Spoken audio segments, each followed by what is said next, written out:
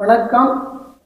CKM அரசியல் தோழர்களே, இன்று நம்மோடு இணைந்திருப்பவர் வழக்கறிஞர் விஸ்வநாதன். முதலில் அவரை பற்றி ஒரு சில தகவல்.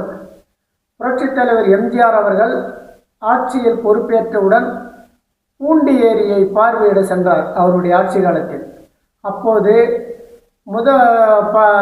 கல்லூரியில் படித்து கொண்டிருந்த விஸ்வநாதன் அவர்கள் எம்ஜிஆரிடம் நேரடியாக சென்று அவர் காலில் விழுந்து ஆசீர்வாதம் பெற்று தன்னுடைய குடும்ப சூழ்நிலையை அவரிடம் விளக்கியிருக்கிறார். அந்த ஏழ்மையான சூழ்நிலையில் என்னால் முடிந்தவரை நான் உனக்கு உதவி செய்கிறேன் என்று எம்ஜிஆர் அவர்கள் அவரை மேலும் படிக்க வைத்து சென்னை கார்ப்பரேஷன் பள்ளியில், சென்னை மாநகர கார்ப்பரேஷன் பள்ளியில் தலைமை ஆசிரியராக அவர் பொறுப்பு வழங்கப்பட்டது.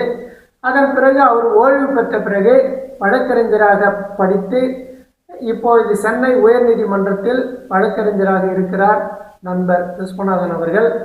அவர் பின்னாடி பார்த்தீங்கன்னா தெரியும், புரட்சி தலைவர் எம்ஜிஆர் அவருடைய சிலை இருக்கும்.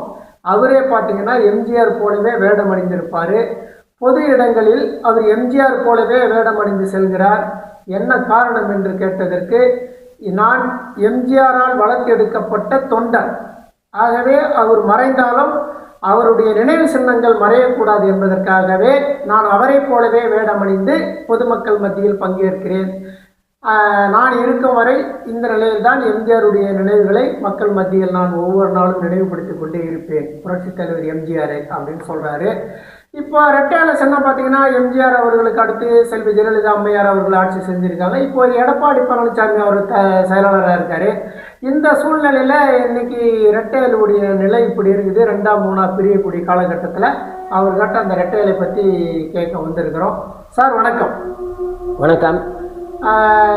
இரட்டை இலை சின்னம், அதில் வெற்றி பெற்றவர்கள் அதிலிருந்து பாதி பேர் பிரிஞ்சு தனக்கு எதிராக களமிறங்கிய டிவிகேவில் கூட பதவி ஆசை பிடிச்சி போயிருக்காங்க.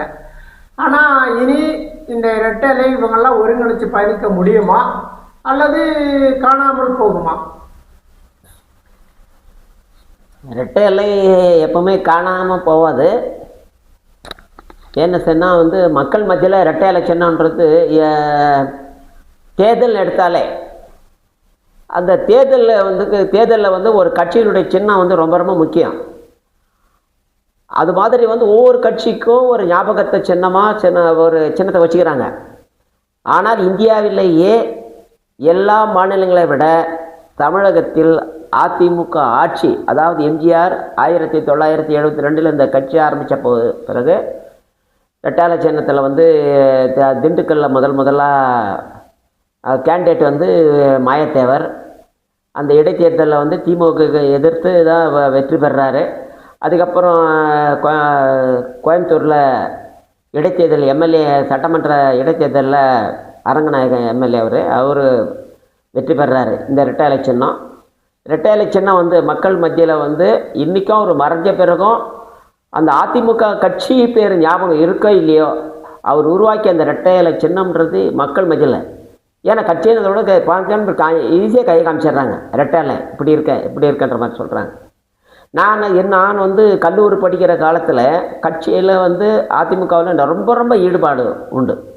அந்த ஈடுபாடு அது கட்சிக்கு நம்ம ஏதாவது நம்மளுடைய தலைவருக்காக நம்ம நம்ம பணியை செய்யணும்னு சொல்லிட்டு தான் ஒவ்வொரு ஊரும் கிராமத்து சைடில் பூண்டியை சுற்றி இருக்கிற கிராமத்துக்கெல்லாம் போய் சுண்ணாம்பு அடித்து ரெட்டையில வரைஞ்சவனா. எனக்கு அந்த ரெட்டையிலுடைய அனுபவம் எடப்பாடிக்கு இருக்குதோ இல்லையோ, இப்போ 2026 தேர்தலில் கூட்டணியோடு சேர்த்து 53 சீட்டை பிடிச்சது. இன்றைக்கி அதில் தனிப்பெரும்பான்மை 47 சீட்டு தான் அதிமுக. அதில் விரைந்தாக்கா 25 பேர் எம்எல்ஏ பிரிஞ்சு தனியாக நிற்கிறாங்க. இவங்களுக்கு அந்த ரெட்டையிலுடைய அருமை தெரியாது. எடப்பாடிக்கு கூட அந்த அருமை தெரியாது. ஏன்னு கேட்டால் நாங்கள்லாம் எம்ஜிஆர் காலத்தில் பயணித்ததுனால அந்த ரெட்டையில சின்னம் எவ்வளோ மக்கள் மத்தியில் பதிவாக இருக்குது. அது அடையாளம் காட்டப்பட்ட சின்னம் என்றது எம்ஜிஆர் தான். ரெட்டையில தான் எம்ஜிஆர். இந்த தாரக மந்திரம் தான் இன்றைக்கும் மக்கள் மத்தியிலே இருந்துகிட்ருக்குது. இப்படிப்பட்ட நிலையில் இவங்க இந்த சின்னத்தையே பறிபோகன்ற நிலைக்கு கொண்டாந்து விட்டுட்டாங்க. அதுக்கு என்ன காரணம்? என் போன்ற தொண்டர்கள் ஒரு தலைமுறை வந்து எம்ஜிஆர் மறைஞ்ச பிறகு ஒரு தலைமுறை போயிடுச்சு. ரெண்டாவது தலைமுறை வந்து ஜெயலலிதா காலத்தில் உருவாகுது. இந்த ஜெயலலிதா காலத்தில் உருவாகி அமைச்சர்களாகவும் எம்பிக்களாகவும் எம்எல்ஏக்களாக வந்தவங்களுக்கு அதனுடைய அருமை பெருமை அவங்களுக்கு தெரியாது. அவங்க தான் இன்றைக்கி வந்து இந்த கட்சியினுடைய அருமை பெருமை தெரியாமல் இந்த ரெட்டாலியை வந்து ஒரு பக்கத்தில் வந்து அதை வைக்க கூட தூக்கி நடந்து பிஜேபி ஸ்ட்ராங்காக நிற்குது. ஏன்னா அதில் வந்து எட்டி பிடிச்ச உடனே முதல்ல வந்து நமக்கு அந்த இடத்த பிடிக்கணும் அப்படின்றப்ப இதை அதிமுக மூலியமாக போகலான்னு சொல்லிட்டு தான் அதுக்கு இது 2-3 தடவை வந்து பிஜேபியை வந்து முடக்கிறதுக்கு பார்த்தாங்க. அவங்க அதே கண்ணோட்டத்தில் இந்த ரெட்டாலை தூக்கிட்டா இந்த கட்சி காணாமல் போய்டும் அப்படின்னா இதை வந்து ஏதோ வந்து இந்த எடப்பாடி தலைமையில் அது எப்படின்னு போட்டு சமாட்சியாக வந்தது. எம்ஜிஆர் மறைந்த பிறகு 87க்கு பிறகு ஒரு ஓராண்டு 2 ஆண்டு வந்து அந்த ரெட்டையில சின்னத்துக்கு சோதனை வந்தது. அந்த சோதனை வந்து ரெட்டையில வந்து அதிமுக விட்டு தேர்தல் கமிஷனால் வந்து பறிக்கப்பட்டது. அதுக்கு காரணம் வந்து ஒற்றுமை இல்லாத தன்மை. அப்போ ஜானகி ஜெயானின்னு இருந்தாங்க. அந்த ரெட்டையில வந்து ஒற்றுமை இல்லாதனால போயிடுச்சு. மீண்டும் வந்து அந்த அம்மா வந்து ஜெயலலிதா அம்மா கிட்ட வந்து இப்போ ஜானகி அம்மா வந்து அவர் உருவாக்கிய கட்சி, அந்த சின்னமும் அந்த கட்சி எப்போவுமே நிலையாக நிற்கணும், அவர் உருவாக்கின சின்னம் கட்சி அது கடைசி வரை இருக்குன்னு சொல்லிட்டு ஒரு நல்ல ஒரு பெருந்தன்மையோட ஒரு கௌரவத்தோடு அந்த அம்மா வந்து ஜெயலலிதா கிட்ட வந்து ஜெயலலிதா கிட்ட அந்த கட்சியை ஒப்படைக்கிறாங்க. அதுக்கு பிறகு வந்து கட்சி மீண்டும் வந்து அப்போ அந்த பணியில் தான் வந்து ரெட்டையில வந்து தேர்தல் கமிஷனால் வந்து நீக்கப்படுது. இவங்க இந்த 2 அணியும் ஒன்றா சேர்ந்த பிறகு மீண்டும் வந்து அந்த ரெட்டையில சின்னம் அதிமுக கிடைச்சிது. அன்றையிலேருந்து இன்று வரைக்கும் அந்த ரெட்டையில சின்னம் இது ரொம்ப ஜாக்கிரதையாக போகுது. ஆனால் ஜெயலலிதா அவர்கள் மறைஞ்ச பிறகு, அதாவது 2016க்கு பிறகு அப்போது சோதனை கட்டங்கள் நிறைய வந்தது. இந்த இந்த சரியான நேரம் சொல்லிட்டு பிஜேபியை வந்து இந்த சின்னத்தை தூக்கி ஆகணும் அப்படின்ற எண்ணத்திலேயே வந்து எல்லாம் திமுக நினைக்கிறது ரெட்டால இருந்தால் கூட கொஞ்சம் அப்படின்னு போகுது. ஆனால் இருந்தாலும் வந்து அந்த பிஜேபி வந்து உள்ளுக்குள்ளே நுழைஞ்சி அந்த ரெட்டையாலை காலி பண்ணினோம் அது கல்கத்தனால் தானே அவங்க வந்து அதிமுக ஜெயிக்குதுன்றதுன்னு அதையே குறியாக வச்சு வராங்க. இது எல்லா தொண்டர்களுக்கு வந்து ஆணித்தரமாக நிலவத்திய ரெட்டாலை இருக்கிற வரைக்கும் அந்த கட்சி இருக்கும். ரெட்டாலை போயிடுச்சானாக்கா எடப்பாடிகளுடைய அட்ரஸ் கிடையாது.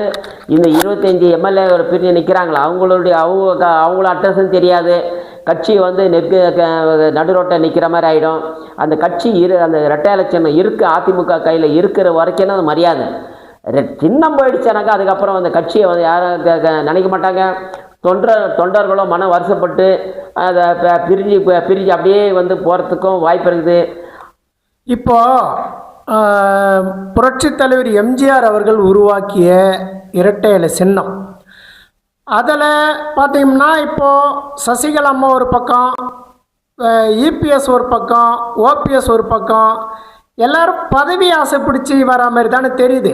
எம்ஜிஆர் வந்து கொள்கையாக, அதாவது கொள்கையில் உருவாக்கிய இரட்டை இலை சின்னம், அவர் மறைந்த பிறகு செல்வி ஜெயலலிதா அவர்கள் அதை அப்படியே கட்டி காப்பாற்றி வந்தாங்க. இன்றைக்கி சுயநலவாதி கையில் போயிடுச்சோ? சுயநலம்னு எது வந்ததுன்னா எப்படி வந்ததுன்னா அந்த அதாவது ஒருத்தரை கீழே தள்ளிட்டு, அதாவது உலகிட்டு வாலிபல்ல ஒரு வசனம் சொல்லுவார். இந்த விஞ்ஞானியை போய் அந்த இது ஆராய்ச்சியை கண்டுபிடிக்கும் போது சொல்லுவார். அது வந்து ஒருத்தருடைய அழிவில் தான் இன்னொருத்தருடைய வாழ்வு இருக்குதுன்ற நினைக்கிற காலம்னு சொல்லிட்டு சொல்லுவார். அது மாதிரி இந்த ரெட்டையில வந்து சின்னத்தை வந்து அந்த அவங்களுக்குள்ள வந்து அதை வந்து பணம் பதவி இது 2 தான். இந்த பணம் பதவி வர்றதுனால தான் அந்த சின்னத்துக்கு பிரச்சனையே வருது. அந்த ரெட்டையில சின்னத்தை வந்து இவங்க காப்பாற்றணும் நோக்கம். அவர் வளர்த்து விட்டு போன கட்சியாச்சு. அவர் போன பிறகு அந்தம்மா தலைமையேற்று நடத்துனாங்களே, எவ்வளோ வலுவான ஒரு ஸ்டேஜில் விட்டுட்டு போனாங்க. அதை வந்து யாருமே நினைக்கல. நான் எல்லாருமே சொல்கிறேன், எடப்பாடி சேர்த்து தான் சொல்கிறேன். அது பிரிஞ்சு சென்ற வந்து எம்எல்ஏ மொத்தம் 47 இருக்க எம்எல்ஏவர்கள் இப்போ இருக்கிறவங்க எல்லாருமே சொல்கிறாங்க. பொதுவாகவே வந்து அந்த ரெட்டையில சின்னத்தை விட்டுறக்கூடாது, அதை காப்பாற்றணும். அவங்க உருவாக்கிட்டு போன கட்சியை காப்பாற்றணும் எண்ணம் வந்து பேசிக்காகவே அடிப்படையாக இல்லை. அவங்க நோக்கம் என்ன? பணம் பதவி தான். இப்போ அம்மையார் ஜெயலலிதா இருந்த காலத்தில் பிஜேபியோட எந்த காலத்துக்கும் கூட்டணி சேரக்கூடாதுன்னு சொன்னாங்க. இடையில பார்த்தீங்கன்னா ஜெயக்குமார் கூட சொன்னார், நான்லாம் தொடர்ந்து வெற்றி பெற்ற தொகுதியா துறைமுகம், நான்லாம் தோல்வி அடையக்கூடிய ஆளா நான், அப்படி இருந்தும் நான் தோல்வி அடையிறேன்னா பிஜேபியோட கூட்டணி சேர்ந்தது தான் காரணம், ஆகவே பிஜேபியோட கூட்டணி சேரக்கூடாதுன்றது அவர் பேசியிருக்கார் முதல்ல ஒரு வாட்டி தோல்வி அடைஞ்ச பிறகு ஜெயக்குமார். இப்போ திரும்பவும் ஏற்கனவே எம்பி எலெக்ஷனில் பிஜேபியோட தோத்தன்னு சொல்லிட்டு தான் கூட்டணியே வைக்க மாட்டேன்னு சொன்னார்.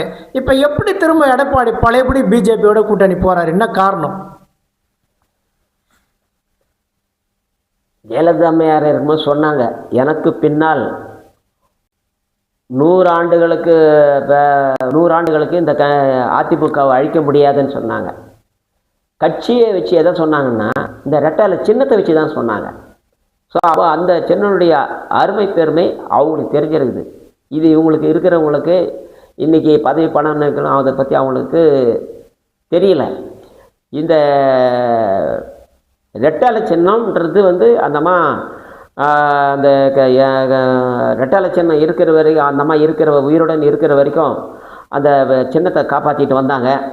ஆனால் இது அவங்களுக்கு பிறகு இந்த இப்போ இருக்கக்கூடிய அதிமுகவில் இருக்கக்கூடிய உயர்மட்ட நிர்வாகிகள் அனைவரும் அந்த சின்னத்தை காப்பாற்றணுன்ற எண்ணம் அவங்களுக்கு இல்லை.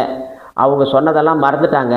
அவங்க ஒரு கொள்கை அடிப்படையிலேயே அதை சொல்லிட்டு போனாங்க, நான் முன்பு ஒரு தவறு செஞ்சிட்டேன், இனிமேலும் அந்த தவறை செய்ய மாட்டேன், எக்காரணமிட்டு இனி வரும் காலத்தில் பிஜேபியை கூட்டணி சேர மாட்டேன்னு சொல்லிட்டு போனாங்க. இதை மனசார வச்சுருந்த அன்னையிலேருந்து எனக்கு பிடிப்போடு எடப்பாடி தலைமை ஏற்ற பிறகு ஏதோ ஒரு வழியில் அது தலைமைக்கு வந்தார். அந்த இடத்துக்கு அந்த தலைமைக்கு வந்த பிறகு ஜெயலலிதா சொன்ன அந்த கொள்கை அடிப்படை விஷயத்தை மறந்துருக்கக்கூடாது, அதை மறந்தார். இவர் அதுக்கு காரணம் அவர் முன்பு செய்த குற்ற வழக்குகள் தவறுகள் அதை அப்படியே எதிரிக்கிட்ட நம்ம குடும்பம் நம்மக்கிட்டே இருக்கிற வரைக்கும் தான், நம்ம குடும்பம் எதிராளிகிட்ட கட்சி ஈஸியாக நம்மளை அடிச்சுட்டு போயிடுவான். ஸோ அதை தெரியல அவங்களுக்கு, இதை புரிஞ்சிக்கல. அப்போ என்ன பண்ண, இவர் செஞ்ச தவறுகளை எல்லாம் தன்னை காப்பாற்றிக்கணும், தன்னுடைய குடும்பத்தை காப்பாற்றிக்கணும், தன் குடும்பத்து மேலே இருக்கக்கூடிய நம்ம முதலமைச்சராக இருக்கும்போது நிர்வாகத்தை செய்த தவறு ஊழல்கள் எல்லாமே பட்டியல் போட்டு இருக்குது. இதை இது அந்த பட்டியல் ஃபுல்லாகவே இதை இந்த ரெட்டைலை தூக்கணுன்ற கவனிச்சிக்கின்னு இருக்கக்கூடாதுன்ற கங்கணம் கட்டிக்கொண்டு திரிகின்ற அந்த பிஜேபி இது என்ன பின்புலம் என்ன, இது எதை பிடிக்கிறதுக்கு என்னென்ன வழின்னு சொன்னால் அதுக்கேற்ற ஆய்வெல்லாம் உளவுத்துறை மூலியமாக நிச்சயமாக தெரிஞ்சிருப்பாங்க. அப்போ இது காரணகர்த்தான யாரை பிடிச்சா அது உண்மை தமிழில் கிடைக்கின்ற மாதிரி தான் எஸ்பி வேலுமணியை பிடிக்கிறாங்க. அப்போ எஸ்பி வேலுமணியை டெல்லிக்கு வர சொல்லி அவங்க எல்லா விஷயத்தையும் அவங்க மூலியமாக தெரிஞ்சுக்கின்னு எடப்பாடியுடைய இது என்ன சொல்கிறது, அந்த பலவீனம் என்ன, அதுக்கு காரணம் என்ன, அதெல்லாம் தேடி லிஸ்ட்டு அவங்க கைக்கு போயிடுச்சு. இதை வச்சு தான் எடப்பாடி பிஜேபி குறிப்பாக இதில் மும்முரமாக இறங்குறது பின்னணி மோடி இல்லாமல் எதுவும் நடக்காது. அதுக்கு அதை நல்லா உணவு பண்ணவங்கன்னா அமித்ஷா தான் உட்காந்து அந்த லிஸ்ட்டை எடுத்து ஒன்று நீ கட்சி கூட்டணி வரணும், ரெட்டையில் இருக்கிறத வச்சு ஜெயிச்சிடலாம், உள்ளே நுழைச்சிடலாம் அப்படின்னு நினச்சாங்க. அது முடியலைனாக்கா அது ரெட்டையில் தூக்கிடணும் அப்படின்ற மாதிரி முடிவில் வந்தாங்க. இதெல்லாம் இது தன்னுடைய எடப்பாடி பலவீனத்தினால மீண்டும் ஜெயலலிதா சொல்லிய கொள்கை மீறி பிஜேபி கூட்டணி வைக்கிறாங்க. எம்பி எலெக்ஷனுக்கு சொன்னதை வச்சு எம்பி எலெக்ஷன் போகலாம், தோத்தாங்க. அது மறுபடியும் தொடர்ந்து இருக்கலாம், ஆட்சி மாற்றம் அதை பற்றி கவலைப்படக்கூடாது. அடுத்தது சட்டசபைக்கு வரும்போது பிஜேபி இவர் செஞ்ச தவறுகள்லாம் வச்சு பிடிச்சி என்ன பண்ணால் நம்ம கூட்டணி போடணும்னு நிர்பந்தம் பண்ணி உள்ளே நுழையிறாங்க. ஸோ அதுக்கு முக்கியமான காரணம்னா ரெட்டையில தான். அந்த ரெட்டையில இருக்கிற அந்த கட்சியை தோக்கடிக்க முடியாதுன்னு நினைக்கிறாங்க. இந்த வாயில தான் உள்ளே நுழையணும்னு வராங்க. பிஜேபி தமிழ்நாட்டுக்கு நல்லது இல்லை, அவங்களுக்கு ஒரே வெறித்தனன்னா ஆட்சி பிடிச்சாகணும்.